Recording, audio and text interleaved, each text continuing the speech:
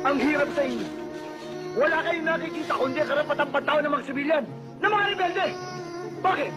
Kami ba mga sundalo wala karapatang pantao? Nakapunta ka na ba ng Mindanao? Na kung saan kami mga sundalo inaambush? Patay na pinapatay pa. Pinagpuputol-putol at sinusulo ng katawan.